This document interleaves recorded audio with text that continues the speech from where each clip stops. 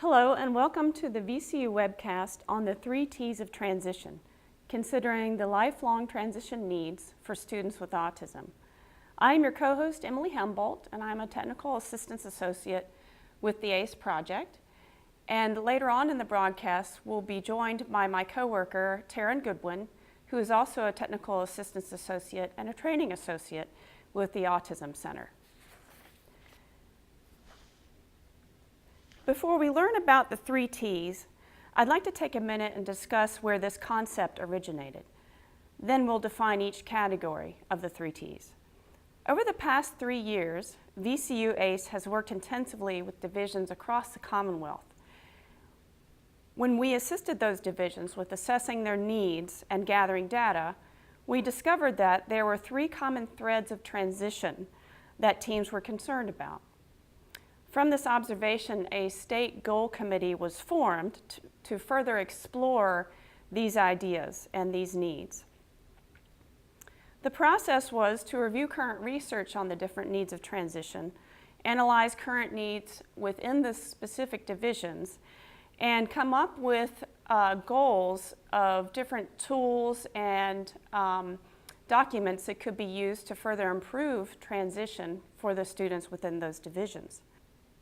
From that body of work, there were 2 tools in particular that were developed that we'll be reviewing during this webcast. But first, let's return to the 3 T categories that you see on your screen.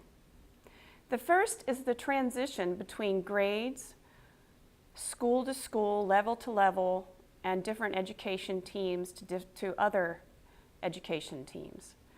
So basically, what this encompasses is, if we think about our students on the spectrum, and any student for that matter, those students experience a variety of significant transitions throughout a year, or from year to year, or from level to level. For example, a student might have a particular teacher at the beginning of the year, and then something happens and a new teacher comes in mid-year.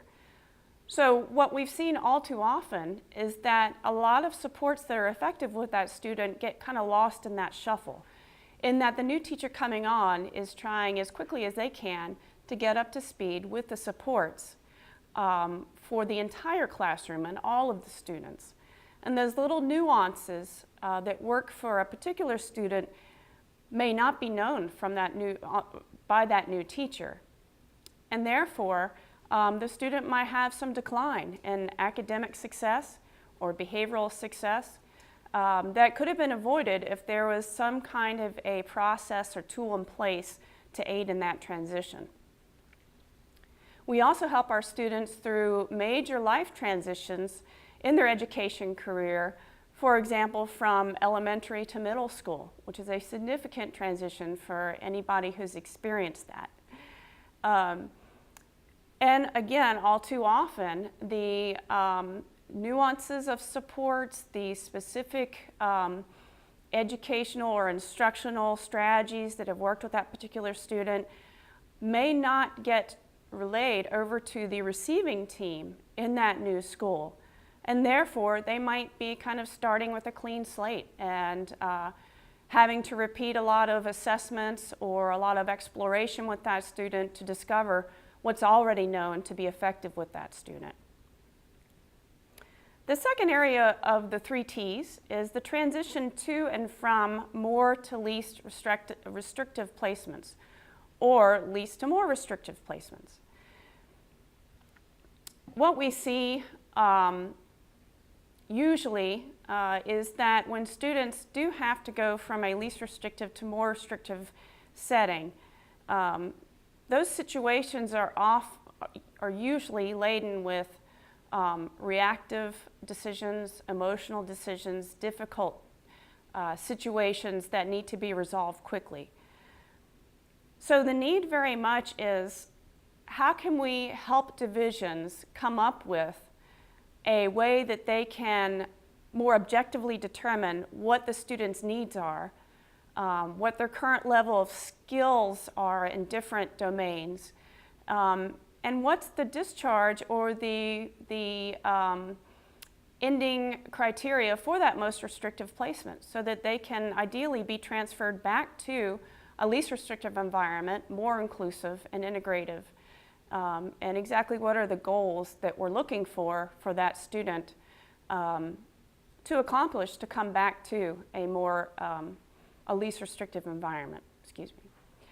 And the final transition in our 3 T's of transition is what we're very familiar with, which is secondary transition, helping our students grow into adults and become career and post-secondary education ready by beginning early with assessing their skills, investigating their interests, helping them to become self-advocates and become more self-determined.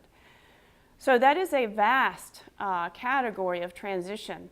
There are many, many resources available and many different ways that our divisions go about helping students with that. And we know the Virginia Department of Education has recently mandated that we start planning at an earlier age and start bringing students to the table and doing transition assessments earlier in their education career, which will lead to better outcomes. So let's look at the 3 main groups of people that are intensively involved in the 3 T's. You can see from this diagram that there are seamless overlaps between those groups, as you can imagine and that you've probably experienced. I'd like to highlight the green section first, which is, I believe, the most important section, the person with autism and their family. Truly, this is, of course, what it's all about. And another important part of the picture here is the sending team, the team that knows the student well, that has figured out what works for that student, or that is struggling with what will work for that student. Or they know what will work and that student needs to be in a different place in order to receive that type of support. The third element here is a receiving team. What information does that receiving team need to know to hit the ground running, so to speak, so that they understand what are the supports the student needs, what instruction works well for that student, what curriculum has been used with that student, and how to get the school year going smoothly and quickly so the student can continue to learn and be successful. Within those 3 entities, we often have similar concerns and considerations. Some of those are listed here, and this is a pretty non-exhaustive list of things that we all might identify with that we hear or are concerned about during all those transitions we just reviewed. For example, the sending team, they want to make sure that they have all the information on the student written down and recorded somewhere so that the receiving team can get what they need to support the student. They also have to make sure that they have a strong relationship with the family because oftentimes the family is the entity that kind of helps that to be the liaison between the sending team and receiving team with providing information and giving some of the history that's so important for success. There's also some trepidation involved in the sending team. There's a lot of investment that goes into serving a child with autism. So it's very much, will this next team invest as heavily and care for this student as much as we have? For the receiving team, there are numerous things listed here that you see that can be concerns. First of all, they're new to the family. How do they develop that rapport in a time-efficient way so that they can have a productive relationship? Do they understand the family's culture? Do they have enough information to be successful?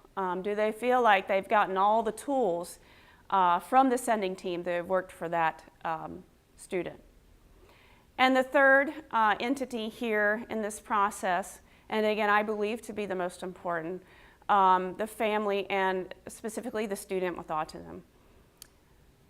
So in particular, just the stress and anxiety of transition is a big concern. How does the family support the student through that to ensure that it's seamless, that it's smooth, and that the student understands where they're going, who they're going to be with, what their day is going to look like, and what are the expectations of that environment with those new people. So all those things you see listed here are concerns and considerations of these three groups. So let's shift gears a little bit and talk about best practices in the process for transition. And what you see listed here are the three different categories. First of all, every group of transition that we've discussed has an element of assess and plan. More specifically, when you're talking about transition for a student with autism or any student, you really need to consider that the assessment tools you choose and the process, as well as the plan, is individualized or customized for that particular student. Because again, every student with autism is different. They're just a person with autism with different needs and different interests.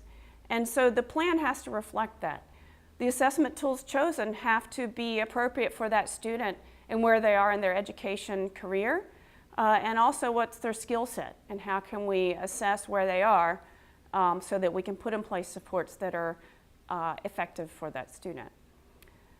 For assessing and planning, another important component here is to make sure that we've included individual assessments, that we have specific strategies for that person, instructional strategies that are effective, behavioral strategies, where they are with social skills instruction or communication needs, what specifically works for that child in the different environments they have been in. But also consider the ecological supports for that student, what works best for them. Classroom with a lot of students, do they need for independent seat work some kind of visual support so that they are able to focus better, and those kind of things all need to be part of this assessment and plan package that will be shared with the receiving team. Another part in this process is communication and collaboration. It sounds like I'm stating the obvious here, but it's worth being noted that we're talking about a multitude of folks that are involved in this process. It's transdisciplinary, and that we want to have at the table teachers, gen ed, special ed. We also want to have related services providers, your OTs, PTs, speech therapists, in addition to others, student advocates, the family. We need to make sure that the lines of communication are open for those groups.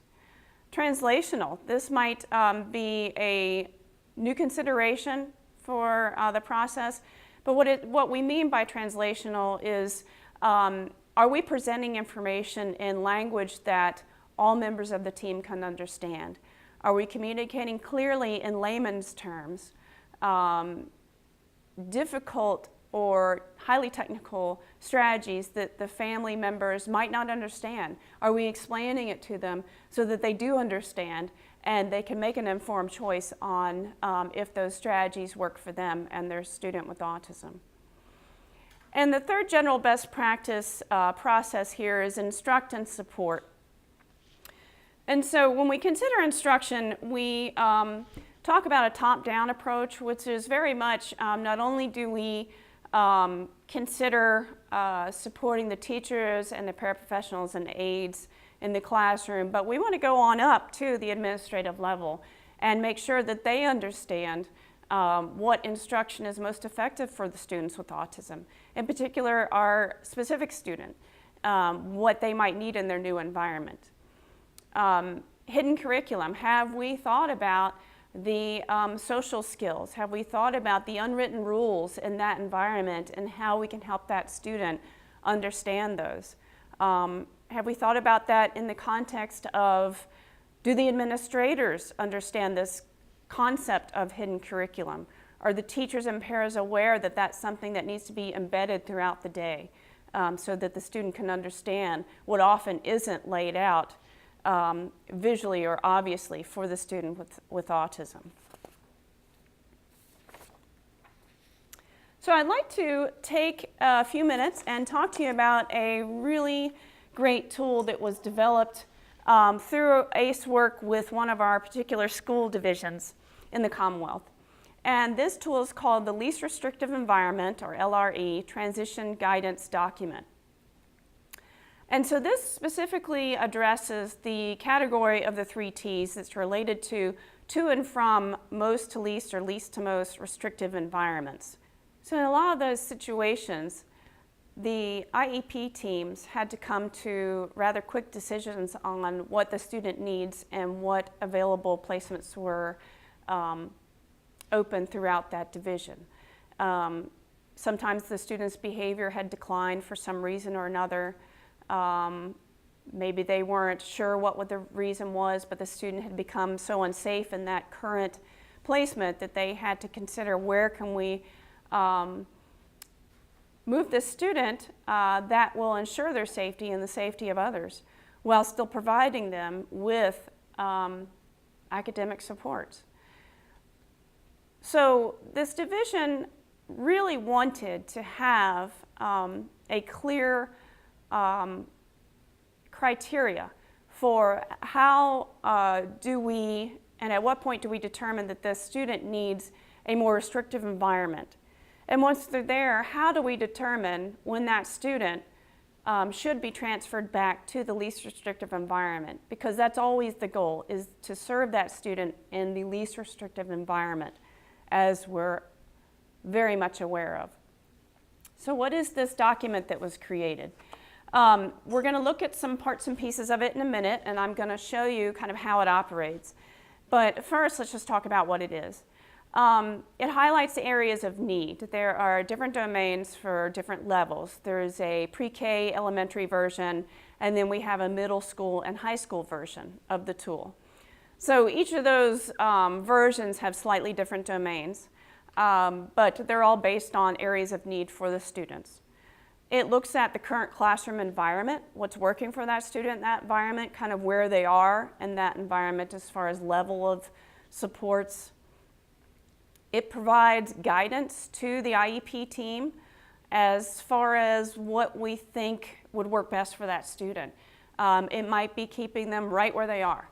It might be moving them to a lesser restrictive environment. Once we look at the scores of this document, we might indeed decide it's okay, even though the student struggles in this one area, look at all these other areas that the student has improved, or that student, the different areas where that student is functioning. So indeed, a least restrictive environment is absolutely warranted here.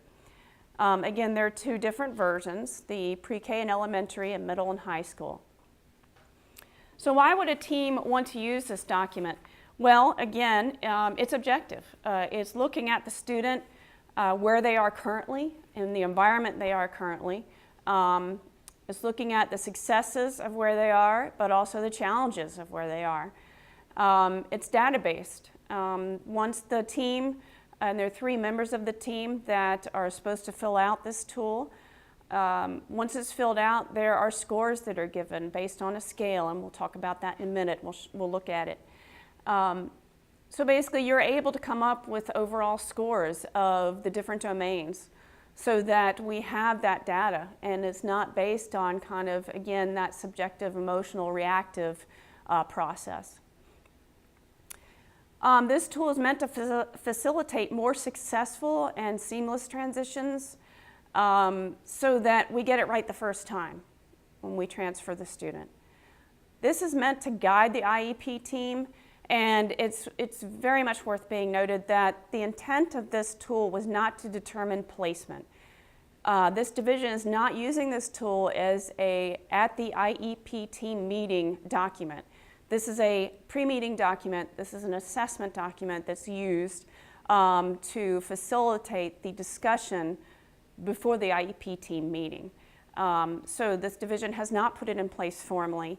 But it's very much meant to help the team members collaborate with each other and with the family and the student to determine an empirically based placement decision. So who completes it? Well, like I said before, 3 IEP team members ideally would complete this tool. so that you have a really good kind of overall picture of the student in different environments throughout their day, but also with different team members. So for example, you might have the teacher, either special ed and or general education teacher, completed. You'd have a related service provider, an administrator, or other staff that's connected to the student and knows the student pretty well to complete it. So what you see here are the domains for the pre-K through elementary version.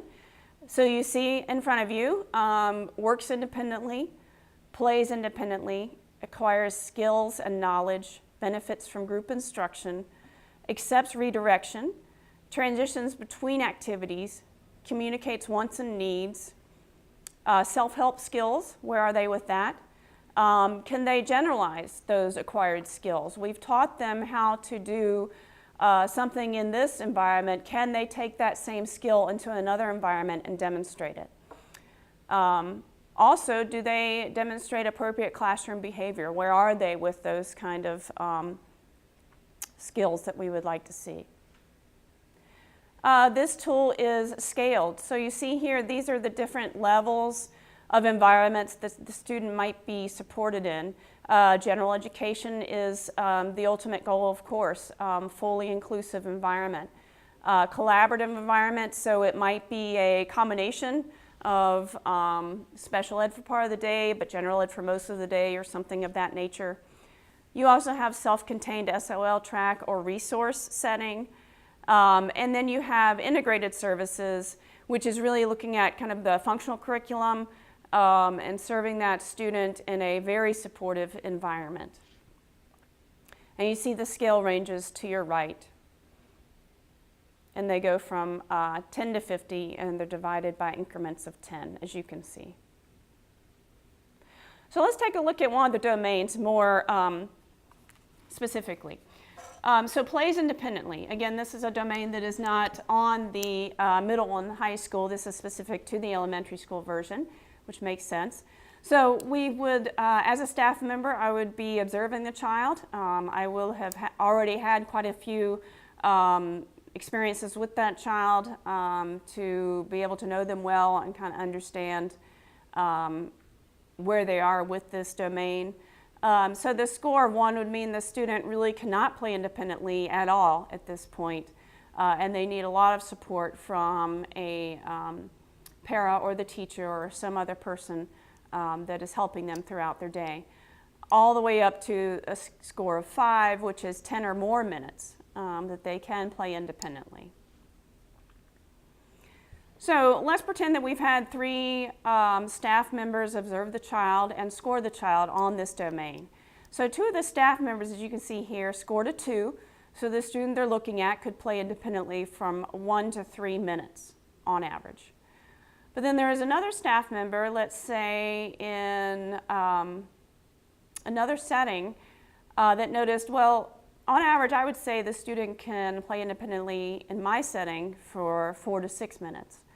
So you simply take the average of those 3 scores. So in this case, it's 2.3, so we're going to round it down to 2. And then we would reflect that on our scoring page, where plays independently would be scored a 2. Okay? And for each domain, that's exactly what is done. You look at the different scales, the descriptors on the scales. The observers circle those or score it, and then those scores are averaged and they're translated into the overall domain scores. And then you add those all up and you come up with your scale. So this student, let's say, scored a 35 overall. So we're looking at considering a collaborative setting for that student. And again, how that information would be used at that point is very much, is that something that we can all agree upon as the IEP team, the student, and their family? Does it make sense? What are the options within our division for that type of setting? Do we disagree with that and we think the student would be successful in general education or a fully inclusive setting with specific supports? And that's always an option too, of course. So that's how that tool is utilized. So far, The division is working on kind of spreading the word about the document to administrators first, and then they'll be conducting trainings across the division on how teams can use the document. And we'll be tracking their successes with the document and revisions that will be made in the future on it to refine it further. So to recap, this least restrictive environment transition guidance document is meant to guide the discussion. It's an informal piece of information for the team. It really can provide the foundation for a discussion on what the student needs. So thank you for letting me share this information with you. At this point, I'd like to hand the presentation over to Taryn Goodwin, and she's going to continue talking about the 3 T's, and she's also going to share a really nice tool that was made in conjunction with ACE division work. Thank you. Thanks, Emily. My name is Taryn Goodwin, and I'm a Training and Technical Associate at the Autism Center for Excellence at VCU. And I'm going to continue talking about some of those critical questions that are necessary for all IEP teams to consider when looking at transition for a student. You'll also see me referring a lot to what Emily discussed as those general best practices for transition. So one of those first critical questions to ask yourself is, what should the teachers supporting the student do to ensure success? And really it comes down to those 3 things that Emily spoke about earlier, which is assessing and planning, communicating and collaborating, and instructing and supporting. Next, we want to say, what classroom supports does the student require? And within your discussion with your IEP team, you want to be thinking about what visual supports might the student need to be successful in the classroom. Also, what environmental accommodations are going to be necessary. And the reason this becomes very important is because when I talk about another tool one of our divisions created, you will see how this comes into play. Next, an extension of what we just spoke about, we really want to think about, are there any formal accommodations or modifications that are necessary to assist in a student's learning? Because when we talk about grade to grade, when we talk to school, or even completely different divisions, we want to think about what was necessary for that student to be successful in their current placement, and so that their receiving team can be notified of what's really necessary for them to be successful. So there's no one really reinventing the wheel. We know what works. We might have to tweak those as the student develops, but we can still use those same strategies that were used before. Another one is, what kind of curriculum is needed to guide really their current and future literacy, as well as those functional needs. And what's important for teams to consider is that it might not just be one curriculum. We know that our learners are very diverse. Their transition needs are diverse as well. And so one curriculum doesn't fit all or fit all students that we work with. So a key thing is, you heard Emily speak a lot about communication and collaboration and teaming. Both your sending team, your receiving team, as well as your key players such as your learner with autism or a disability, and your families need to really understand the curriculum and know what key components the student is working on to help them be successful in that environment that they'll be in. Some other critical questions the IET might want to think about are, what related services does the student need? Did they receive speech and language services prior to moving to the next school or the next grade that we want to relook at? Is there any occupational therapy services or physical therapy? All of those related service providers that we think about are also necessary to think about when a student's transitioning. Because they can transition in and out of these services. They might have needed them before and not now. So it's still good to know where they are, where they've been, and where they're going.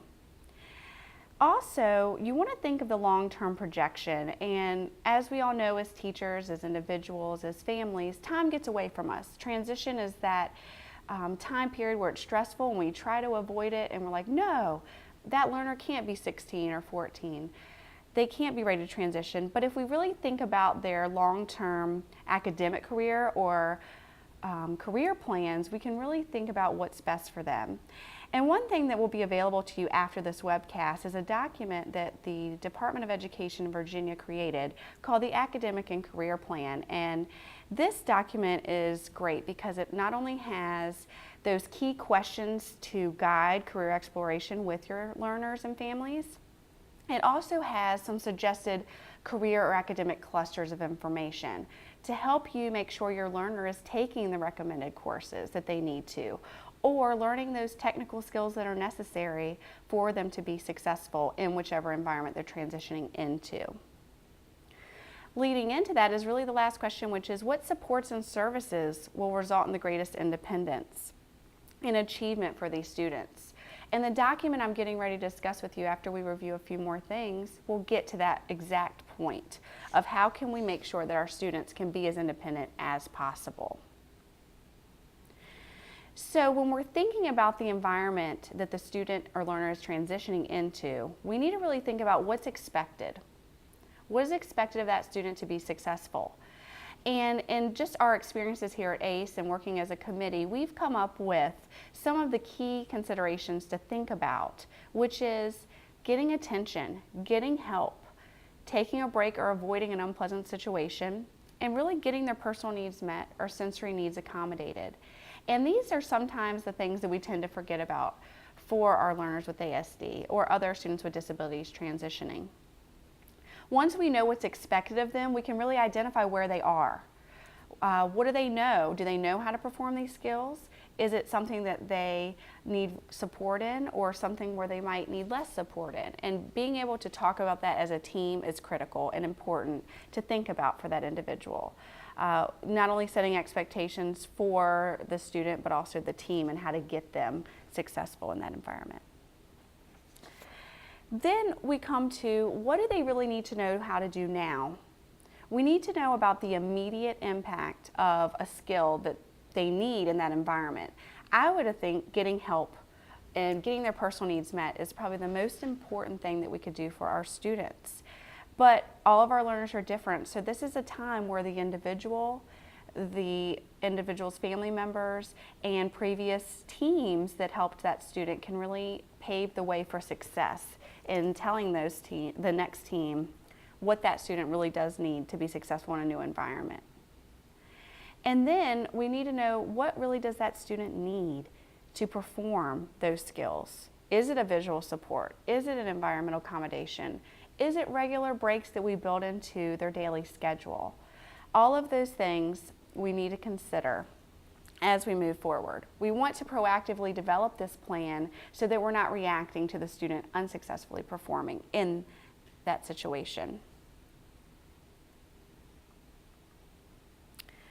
Now we get to another document that one of our divisions that was part of the transition committee developed to really answer those critical questions in a very comprehensive way. Because we know a lot of our students transition not only from grade to grade, but level to level and school to school.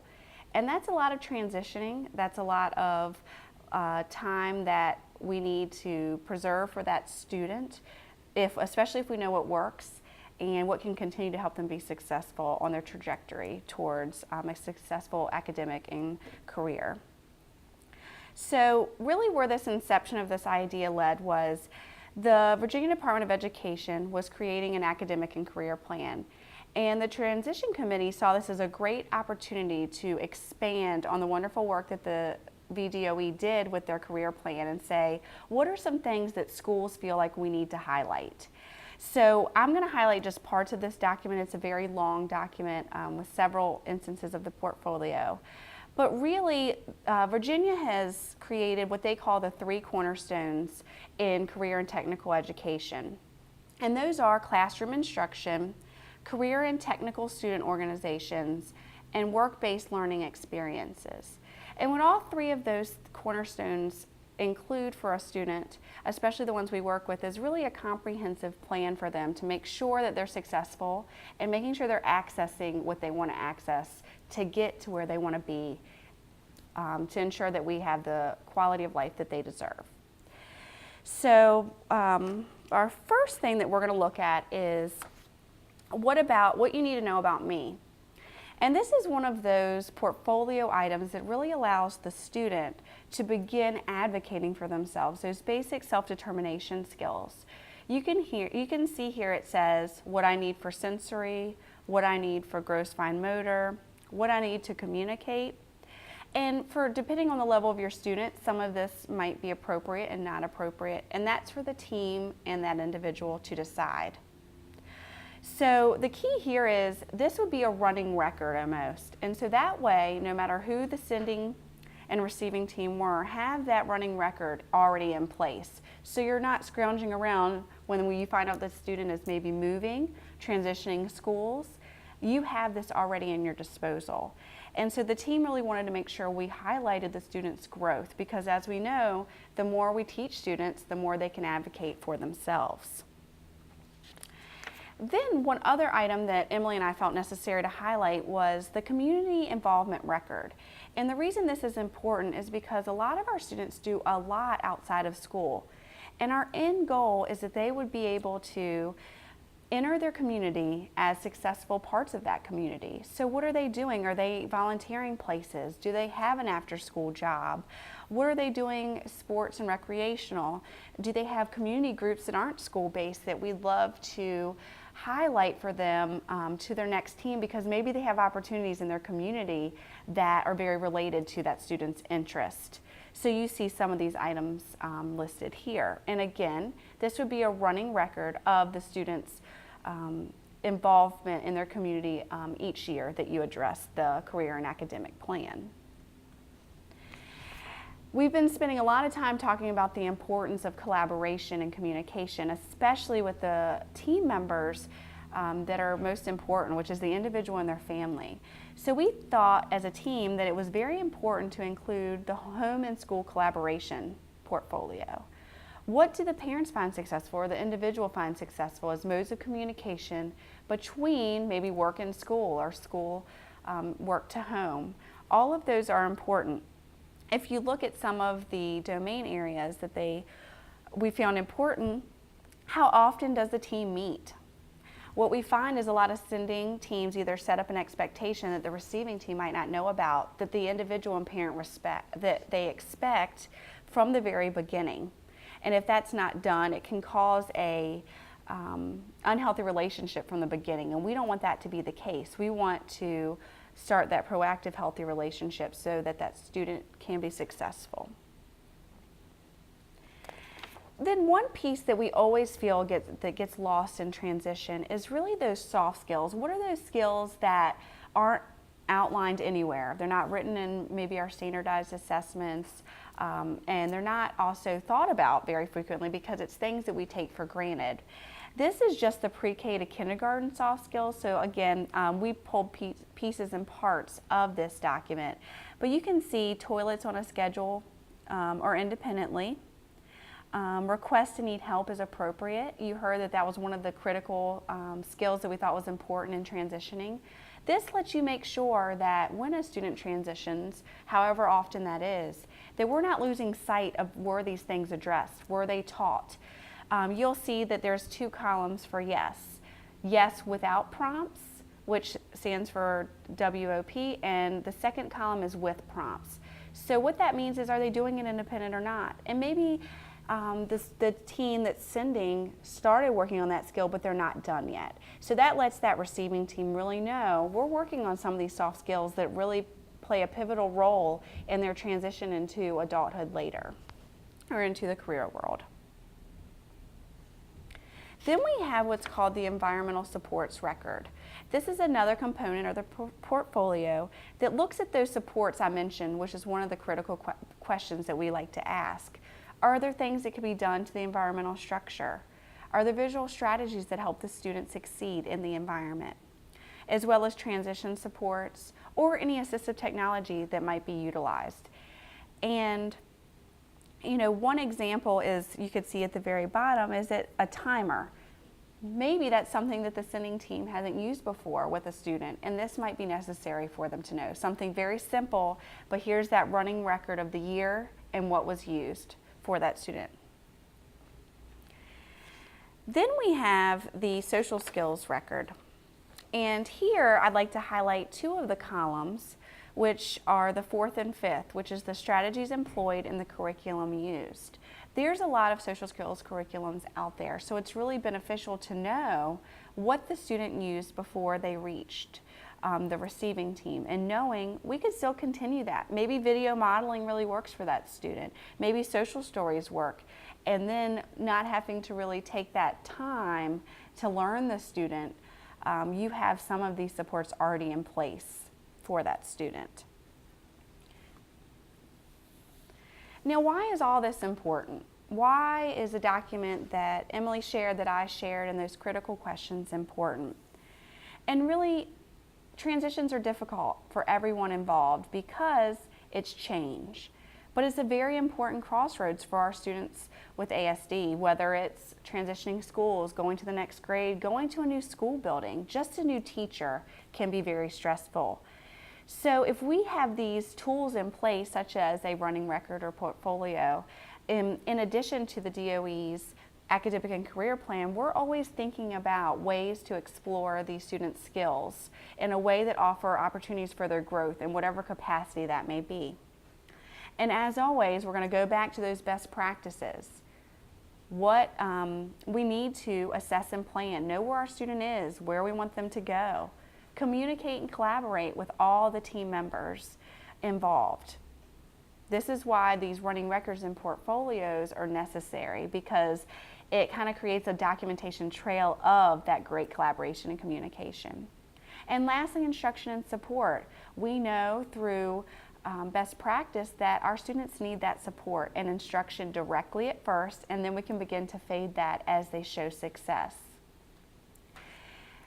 Now, we're not going away. Our transition team is working very hard on creating documents and information for you on our website so that you can have access to some of these great tools, so you're not reinventing the wheel and you can successfully support your students through transitional periods. So the first item you'll see is our website. Please feel free, there's actually a heading called our state goals. Look for our transition state goal and look for items to be placed there for resources. And this is Emily and I's email. Email us if you have questions, if you like some support, if you want to send us anything that your division is developed that we can create for the state and the Commonwealth can use. Because we're all a team in this. We don't want to reinvent the wheel. We just want successful transition services for the students that we work with. Again, we thank you for joining us for our webcast. We will be available via email. There's a web board that will be set up where you can email us directly. And also some of the supporting documents that we spoke about today will be available as well below the webcast. Thank you.